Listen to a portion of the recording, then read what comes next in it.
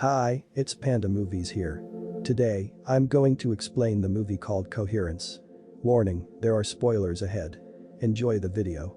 On the night of Miller's Comet's death, 8 friends from Northern California reconnect for a dinner party at the home of Mike and Lee's spouses.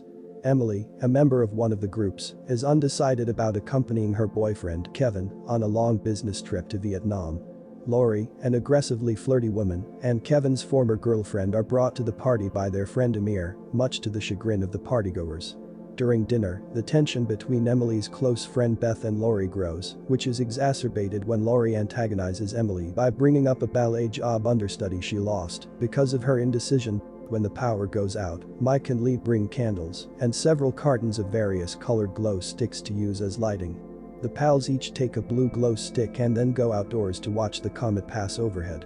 With the exception of one house, the entire neighborhood has gone black. When they return inside, they notice a shattered window that no one remembers breaking. Hugh and Amir, Beth's husband, decide to go to the lit-up residence and request to use their phone. They return with scars on their faces and a box containing a ping-pong paddle and photographs of everyone, including one of Amir taken that night, with numbers inscribed on the backs. Hugh, visibly distressed, reveals that he peered into the other house and observed a table laid for an 8-person dinner party. The buddies realize the other house is a replica of the one they are currently in. Emily scribbles the numbers from the box on a notepad in the hopes of finding a pattern, but they don't locate one. Hugh makes the decision to leave a note at the other house. They see a man approaching, who frightens everyone, but he quickly flees. When they investigate, they discover pinned to the door an exact copy of the message Hugh had just written. Emily, Kevin, Mike, and Laurie decide to travel to the other house together, bringing glow sticks as a light source. On their way there, they come across a group of people who look to be perfect duplicates of them, but who are carrying red glow sticks instead of blue. Both parties escape after gaining sight of each other. When Emily and the others get home, they inform everyone about the doubles they saw. Hugh gets into his car to get a book from his physicist brother about quantum decoherence. They believe the comet has split reality into 2 parts, one of which will collapse once the comet is gone. They deduce that an area of dense darkness outside will send anyone who crosses through it to a different reality's residence. After Beth is wrongly accused of lacing their food with ketamine she brought, they debate how to cope with the other home and consider snatching the book from the other Hugh's car to keep their counterparts from learning the same thing. Mike, enraged and intoxicated, professes a wish to kill their counterparts before the doubles kill them, eventually blackmailing the other house's Mike to keep away from the book. Hugh and Amir, who are present in the group, are from the opposite house. Hugh and Amir return with blue glow sticks after the two take the box and leave. They also mention that they discovered 2 letters in the other residence, indicating that the split generated considerably more parallel universes than they had anticipated. In the hallway, Laurie kisses Kevin, and Beth sees it. They investigate after hearing a bang outside and discovering Hugh's car glass has been smashed. Emily takes a ring from the glove compartment of her automobile that Kevin had given her.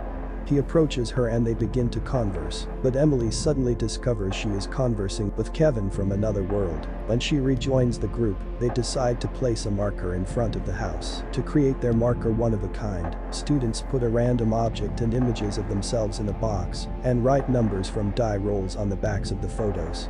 Emily notices that the numbers written on this notepad are not the same numbers she wrote down earlier when she checks the numbers just written on the other house's box. She inquires about the other guests' numbers and discovers that only Lee and Beth, who had stayed inside the house the entire time, had rolled numbers that matched the notebook, and that Kevin and Laurie, who had traveled with Emily the entire night, were the only ones from the same original reality as her. Hugh and Amir, who remember the 3rd set of numbers, shifted realities once when they entered the red glow stick house and once again when they entered the current house.